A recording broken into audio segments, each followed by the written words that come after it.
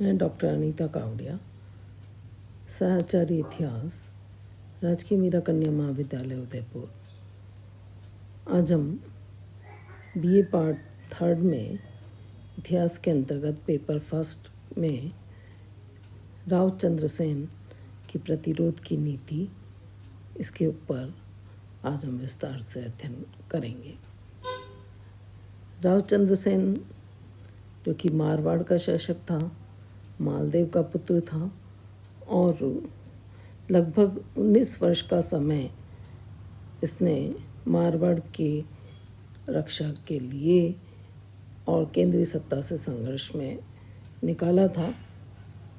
तो 19 वर्ष का समय संघर्ष, देशभक्ति और पराजय का इसका समय था और कुछ इतिहासकारों ने चंद्रसेन को मारवाड़ का भूला हुआ नायक, फॉरगेटन हीरो ऑफ मारवाड़ कहकर भी संबोधित किया है।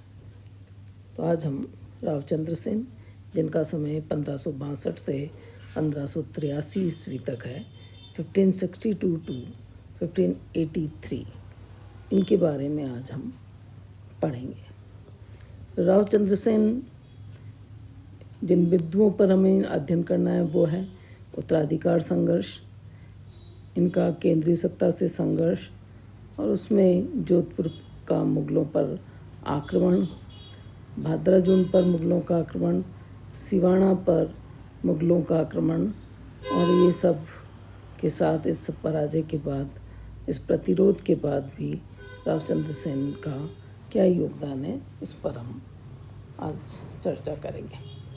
तो सबसे पहले राव चंद्रसेन जो कि मालदेव के पुत्र थे और मालदेव के ये तीसरे पुत्र थे, जबकि परंपरागत रूप से ये होता है कि पिता की मृत्यु के बाद उसका बड़ा पुत्र ही शासक बनता है, लेकिन मारवाड़ में मालदेव ने कुछ ऐसा निर्णय ले लिया था जिसकी वजह से वहाँ पर उत्तराधिकार संघर्ष शुरू हो गया था। मालदेव की मृत्यु के पश्चात मारवाड़ की गद्दी के लिए उसके पुत्रों में गृह युद्ध आरंभ हो गया। मालदेव ने अपनी पटरानी स्वरूपदेव के दबाव में आकर अपने बड़े पुत्र राम को राज्य से निर्वासित कर दिया। इसी प्रकार दूसरा जो पुत्र था उदय सिंह, उसको भी अपनी चहेती रानी के कारण राज्याधिकार से वंचित रखा गया और उसे भी फलोदी की जागीर दे दी थी। मालदेव ने स्वरूपदेव के पुत्र चंद्रसेन को अपना उत्तराधिकारी घोषित कर दिया और इसीलिए जीवन काल में ही जब उसे अपना घोषित उत्तराधिकारी बता दिया तो मालदेव की मृत्यु के बाद 1562 ईस्वी में चंद्रसेन मारवाड़ का शासक बना। तो स्पष्ट है कि चंद्रसेन मालदेव का ज्येष्ठ पुत्र नहीं था, किंतु फिर भी मालदेव ने उत्तराधिकार के परंपरागत नियम को ताक पर रखकर चंद्रसेन को अपना उत्तराधिकारी मनोनीत किया था। मारवाड़ के कई सरदारों और उसके भाइयों को चंद्रसेन को सत्ता प्राप्त होना बिल्कुल अच्छा नहीं लगा और यह मारवाड़ में गृह कलह तो अवश्यंभावी हो गया था। तो उत्तराधिकार संघर्ष के बारे में डॉक्टर गोपीनाथ शर्मा ने भी लिखा है कि वास्तव में चंद्रसेन को गद्दी मिलना कई सरदारों और उसके भाइयों को अच्छा नहीं लगा और वे ऐसे अवसर की तलाश में थे कि चंद्रसेन का विरोध कर सके। राव चंद्रसेन ने भी कुछ ऐसे कार्य किए थे जिसकी वजह से वो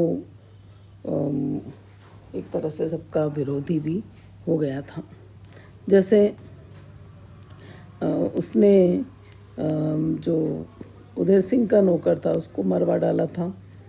इसी तरह से चंद्रसेन के विरुद्ध कई लोगों ने गठबंधन बनाकर उदय सिंह को निमंत्रित किया था। तो इस तरह से मारवाड़ में गृह युद्ध का आरंभ हो गया था। राम ने जो कि बड़ा पुत्र था सोजत, उदय सिंह ने गागा जी के पास लागड़ गांव और रायमल ने उनाड़े में विद्रोह और लूटपाट आरंभ कर दी थी। इस विद्रोह के दमन हेतु चंद्रसेन ने सेना भेजी, जिससे कि वो लोग वहाँ से जागीर छोड़कर भाग गए, लेकिन उदय सिंह ने चंद्रसेन का मुकाबला किया और 1562 को उदय सिंह और चंद्रसेन के मध्य युद्ध हुआ। चंद्रसेन इस युद्ध में सफल हुआ। उदय सिंह अपने साथियों के साथ वहाँ से किसी तरह से सुरक्षित बच निकला, पर इस पराजय के पश्चात उदय सिंह चंद्रसेन को पराजित करने हेतु मुगलों से सहायता उसने मांगी। मुगलों को भी मारवाड़ की राजनीति में जाने का अच्छा अवसर मिल रहा था, तो भाइयों की शत्रुता, सरदारों का स्वार्थ, गद्दी की भूख मारवाड़ की आज़ादी को खा गई, और इस तरह से अकबर ने भी इस स्थिति का लाभ उठाना उचित समझा और उदय सिंह को मारवाड़ की गद्दी दिलवाने का वायदा किया। इस तरह 19 वर्ष के संघर्ष के पश्चात 1581 ईस्वी में उदय सिंह जोधपुर की गद्दी पर बैठा था।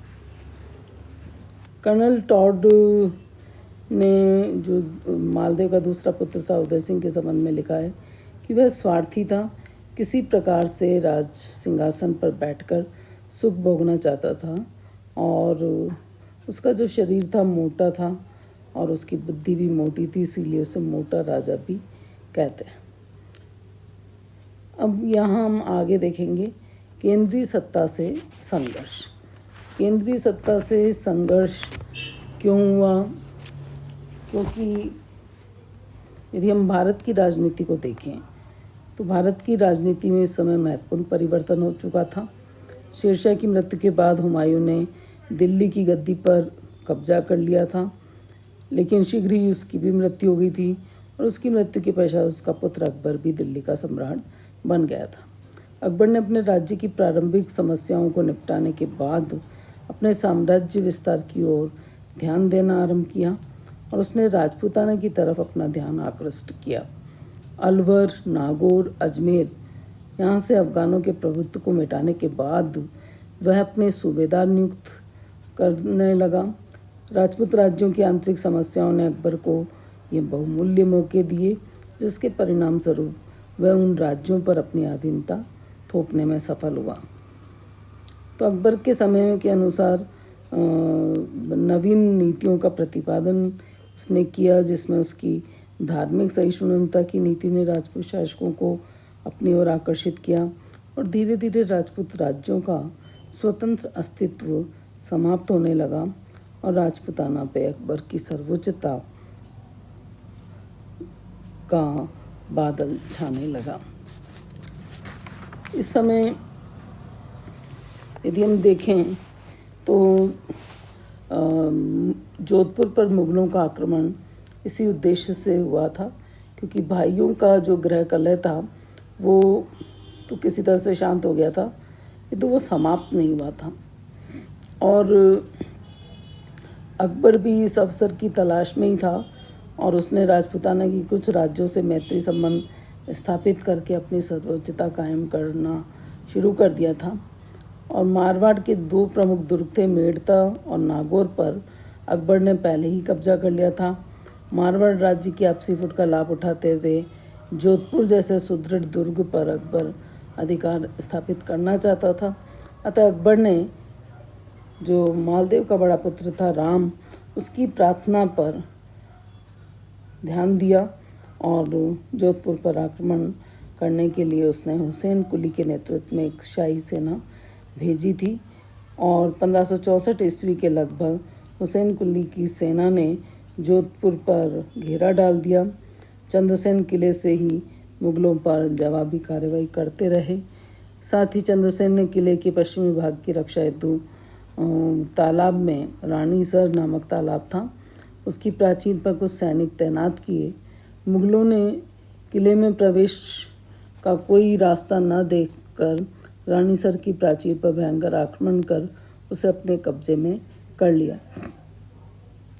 तो अब मुगलों के लिए दुर्ग में प्रवेश करना सरल हो गया।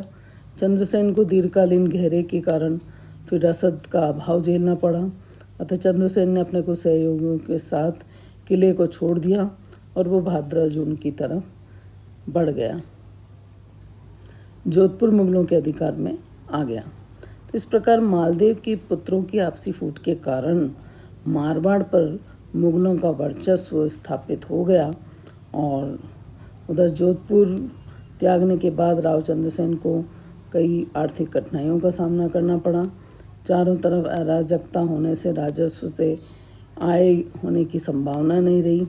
राव चंद्रसेन के पास और कुछ संचित संग्रह नहीं था, अतः वह रत्नों और आभूषणों को बेचकर अपने सरदारों को खर्चा चलाने लगा। इसी समय उसने सोचा कि अकबर के साथ में भेंट कर ली जाए, और वो बादशाह अकबर से भेंट करने के लिए वहाँ पर गया भी। और जब वो वहाँ पहुँचा तो चंद्रसेन जब वहाँ पहुँचा तो उसका भाई उदय सिंह भी अकबर के दरबार में था। इस समय उसका भाई उदय सिंह भी दरबार में था। तो राजस्थानी स्रोतों में आता है कि बादशाह से भेंट करने के बाद भाद्रा जून वो लौट गया था। अबुल फजल और बदायूं ने भी लिखा है कि नागौर आकर चंद्रसेन ने बादशाह की अधीनता स्वीकार कर ली थी। तो इस तरह से हमें फारसी तारीखों में ये सब मिलता है, और ओझा जी भी फारसी तारीखों के आधार पर ये कहते हैं कि चंद्रसेन ने बादशाह अकबर से मुलाकात की थी और उसकी अधीनता स्वीकार कर ली थी। लेकिन कुछ दूसरा मत ये भी है जो ये कहता है कि यदि चंद्रसेन ने अकबर की अधीनता स्वीकार कर ली थी तो 1571 ईस्वी में भाद्रा जून पर अकबर ने चढ़ाई करने के लिए सेना क्यों भेजी। तो चंद्रसेन के द्वारा अधीनता स्वीकार नहीं करने के बारे में जो तथ्य फारसी तारीखों में दी जा रहे हैं उसे स्वीकार नहीं किया जा सकता। अकबर से भेंट करने के पीछे चंद्रसेन का क्या उद्देश्य था, और अपने ज्येष्ठ पुत्र राय सिंह को अकबर की सेवा में क्यों छोड़ आया था, ये संभवतः कुछ अलग कारण इसका हो सकता है। अकबर यहाँ पर ऐसा कहा जा सकता है कि अकबर ने मालदेव के अन्य किसी पुत्र को मारवाड़ का शासक नहीं माना, किंतु प्रत्येक को ये उम्मीद उसने दी थी कि वह अपना शासक मानकर मुगल साम्राज्य के उत्थान में योगदान दे। तो नागौर में चंद्रसेन का भाई उदय सिंह भी उपस्थित था। संभवतः अकबर का झुकाव उदय सिंह की तरफ रहा होगा, किंतु अकबर ने स्पष्ट रूप से न तो चंद्रसेन को इनकार किया और न ही उदय सिंह को। तो चंद्रसेन स्वाधीन प्रकृति का व्यक्ति था, अतः नागौर में उससे अधिक समय तक रहा नहीं गया। तो अकबर से जब कुछ आशा और उम्मीद नहीं रही तो वो वहाँ से आ गया था। चंद्रसेन का मुगल विरोध इस तरह से हमें यहाँ दिखाई देता है। तो मारवाड़ की राजनीति स्थिति में नागौर दरबार इस विरोध का कारण रहा है। अकबर ने बीकानेर के राय सिंह को जोधपुर का अधिकारी नियुक्त करके और उसने महाराणा प्रताप को मारवाड़ से सहायता प्राप्त होने और इस मार्ग से गुजरात को हानि पहुंचाने की संभावना समाप्त कर दी थी। उदय सिंह को सामावली भेजकर राम को उसके पैतृक राज्य से दूर शाही सेना के साथ भेजकर अपने स्वार्थों को पूर्णतः सिद्ध कर लिया था और जोधपुर पर शाही अधिकार स्थापित कर लिया था। तो चंद्रसेन अपने पुत्र को अकबर की सेवा में छोड़ आया था, किंतु इससे अकबर का स्वार्थ सिद्ध नहीं हुआ, क्योंकि वह चंद्रसेन को अपने अधीन करना चाहता था। किंतु चंद्रसेन भी अकबर की अधीनता को अस्वीकार करते हुए अचानक नागौर से वापस चला गया। अकबर को चंद्रसेन का ये व्यवहार पसंद नहीं आया और फिर उसने चंद्रसेन के विरुद्ध आक्रमण के लिए सेना भेजी। तो इस तरह से मुगल सेना ने भाद्रा जून पर आक्रमण किया और कुछ समय तक चंद्रसेन ने मुगलों के द्वारा आक्रमण किया था उसका मुकाबला किया, किंतु जब मुगल सेना ने उसे चारों ओर से घेर लिया तो वो फिर भाद्रा जून से निकलकर किसी तरह से सिवाना की तरफ चला गया और इस तरह से 1511 ईस्वी में भाद्रा जून मुगलों के अधिकार में आ गया था। भाद्रा जून के बाद ऐसा कहा जाता है कि उसने सिवाना पर भी शाही सेना ने आक्रमण किया था। सिवाना को चंद्रसेन ने अपनी शक्ति का केंद्र बनाकर उसे अपनी राजधानी बनाया और इस किले को बहुत ही मजबूत बना लिया था। तो इस समय चंद्रसेन के पक्ष में कई राठौड़ों को छोड़कर मलानी राठौड़ों को छोड़कर और कोई नहीं बचे थे। तो राठौड़ों के प्रसिद्ध परिवार अकबर के पक्ष में चले गए थे। राव चंद्रसेन मलानी के राठौड़ों की सहायता से निकटवर्ती मुगल चौकियों पर धावे बोल दिया करता था। अकबर को चंद्रसेन के ये सब जब सूचना मिली तो उसने चंद्रसेन पर आक्रमण करने के लिए 1574 ईस्वी में सिवाना पर आक्रमण करने के लिए सेना भेजी। मुगल सेना सिवाना के लिए रवाना हुई, सोजत पहुंची और सोजत इस समय राम के पुत्र कल्ला के अधिकार में था। कल्ला को सोजत अकबर की आज्ञा से ही प्राप्त हुआ था, किंतु इस समय कल्ला चंद्रसेन के पक्ष में था। अतः जब कल्ला को मुगल फौजों के आगमन की सूचना प्राप्त हुई तो वह भी सोजत छोड़कर सिरियारी पहुंच गया था। मुगल सेना भी उसका पीछा करते हुए सिरियारी तक पहुंच गई और इस तरह से कल्ला ने सिरियारी को फिर त्याग दिया और वह गौरम के पहाड़ों में चला गया। जब यहाँ भी शाही सेना ने उसका पीछा नहीं छोड़ा तो बाध्य होकर उसने आत्मसमर्पण कर दिया। तो इसके बाद शाही सेना ने सुवाना के दुर्ग की तरफ आक्रमण किए, उसे घेर लिया। राव चंद्रसेन ने दुर्ग की सुरक्षा का दायित्व पत्ता राठौड़ को सौंपा और स्वयं पीपलोद की तरफ चला गया। मुगल सेना ने सिवाना के दुर्ग को 2 वर्षों तक घेर रखा और पत्ता राठौड़ रक्षात्मक कार्यवाही में व्यस्त रहा। मुगल बादशाह ने सिवाना में मुगल सेना में वृद्धि कर दी और उधर चंद्रसेन अचानक पहाड़ों से निकलकर शत्रु सेना पर आक्रमण करता हुआ फिर से पहाड़ों में छिप जाता। तो छापामार युद्ध प्रणाली उसने यहाँ पर जारी रखी। चंद्रसेन ने एक बार तो जोधपुर पर लूटपाट की। मुगल फौज चंद्रसेन का दमन करने में कई बार असफल भी रही और सिवाना के अभेद्य दुर्ग को प्राप्त करने में भी असफल रही। पर इस सबके बावजूद भी चंद्रसेन अचानक मुगल फौज पर धावा बोलता रहा। अकबर ने कई सारे अपने सेना नायक चंद्रसेन के दमन हेतु भेजे। चंद्रसेन फिर कांजू की पहाड़ियों में चला गया और इस पर शाही सेना पुनः लौट आई। तो अकबर अपनी सैनिक असफलता पर बहुत क्रोधित हुआ और अकबर ने पुनः जो उसके सेना नायक थे जल्लाल खां को और सैयद अहमद, सैयद कासिम, सैयद हाशिम आदि अधिकारियों के साथ फिर सिवाना स्थित मुगल सेना की मदद हेतु भेजा। राव चंद्रसेन को इसकी सूचना पहले ही प्राप्त हो गई थी और चंद्रसेन अपने इस कार्य में असफल रहा। अतः कुछ समय तक चंद्रसेन ने मुगल सेना का सामना किया, किंतु मुगलों की असीम शक्ति के समक्ष थोड़े से राठौड़ सैनिक कब तक टिकते। अतः चंद्रसेन पुनः पहाड़ों में चला गया और एक दिन अवसर देखकर चंद्रसेन ने अपने साथी देवीदास के साथ अचानक शाही सेना पर आक्रमण कर दिया और इसमें जलाल खां की मृत्यु हो गई थी। जलाल खां की मृत्यु से मुगलों की शक्ति निर्बल पड़ गई और राठौड़ों को लूटपाट का अवसर मिल गया था।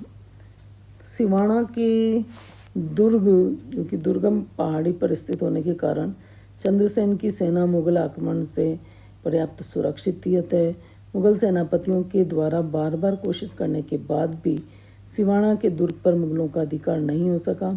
मुगल सेना दुर्ग पर घेरा डाले हुए बार बार थक चुकी थी। इधर चंद्रसेन ने दोनाडा आदि स्थानों पर सेना नायकों को नियुक्त कर मुगलों को बुरी तरह से परेशान कर दिया था।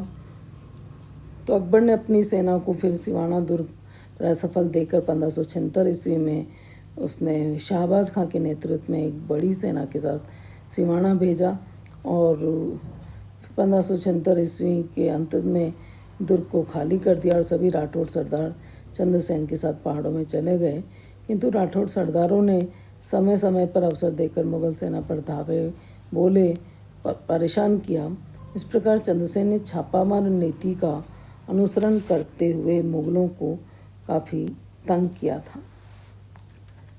चंद्रसेन के यदि हम अंतिम वर्ष की बात करें, जब सिवाना उसके हाथ से निकल गया था तो चंद्रसेन मेवाड़ की तरफ चला गया और यहाँ पर वो बुढ़ाड़े नामक गांव में रहने लगा। यहीं से वह सिरोही राज्य की तरफ गया और वहाँ भी लगभग 1.5 वर्ष तक रहा। अपनी विपत्ति के समय वह डूंगरपुर की तरफ भी गया और अपने बहनोई रावलास्करण का जहाँ राज्य था अपने बहनोई के पास मदद के उद्देश्य से पहुंचा था, किंतु मुगल सेना उसकी खोज में डूंगरपुर भी पहुंच गई थी। अतः चंद्रसेन को डूंगरपुर छोड़कर बांसवाड़ा जाना पड़ा। कुछ समय पश्चात उसने अजमेर की तरफ प्रस्थान किया। आसपास के इलाकों में लूटपाट करके मुगलों को तंग करता रहा। तो जो इस तरह से हम देखते हैं कि काफ़ी पहाड़ी क्षेत्रों में रहने के बाद 11 जनवरी 1581 ईस्वी को चंद्रसेन की मृत्यु हो गई। और ख्यातों में भी लिखा है कि चंद्रसेन पर अधिकार के बाद, सोजत पर अधिकार के बाद चंद्रसेन सारण के पर्वतों में निवास करने लगा। बहुत से राठौड़ सरदार उसकी सेवा में उपस्थित हुए और ये सारी चीज़ें हमें इसमें मिलती है। और लेकिन यहाँ ये भी मिलता है कि बेरसल ने विश्वासघात करके चंद्रसेन को विष दे दिया होगा। राव चंद्रसेन का अंतिम संस्कार सारण में हुआ।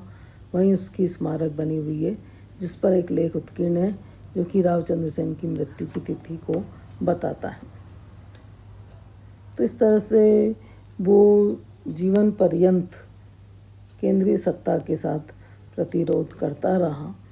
और यहाँ पर कई बार उसकी महाराणा प्रताप से भी प्रतिरोध की नीति के तहत तुलना की जाती है और उसको उनका अग्रगामी भी बताया जाता है महाराणा प्रताप का। लेकिन महाराणा प्रताप ने प्रतिरोध भी किया, उसके बाद में जो कुछ खोया उसको धीरे धीरे जीत भी लिया और फिर से वो वहाँ के हमेशा से ही शासक भी बने रहे। लेकिन चंद्रसेन के लिए इस तरह से हमें फिर से उसने मारवाड़ को जीत लिया हो ऐसे उदाहरण नहीं मिलते हैं। राव चंद्रसेन का योगदान क्या रहा है और उनका व्यक्तित्व क्या है, और इसके लिए ऐसा कहा जाता है कि भारतीय स्वतंत्रता के सेनानियों में चंद्रसेन का नाम लिखा जाना चाहिए, क्योंकि धन का अभाव होते हुए भी उसने अपनी मातृभूमि की रक्षा के लिए घर के रत्न बेचकर अकबर की जैसी समृद्ध शक्ति को शांति से बैठने नहीं दिया।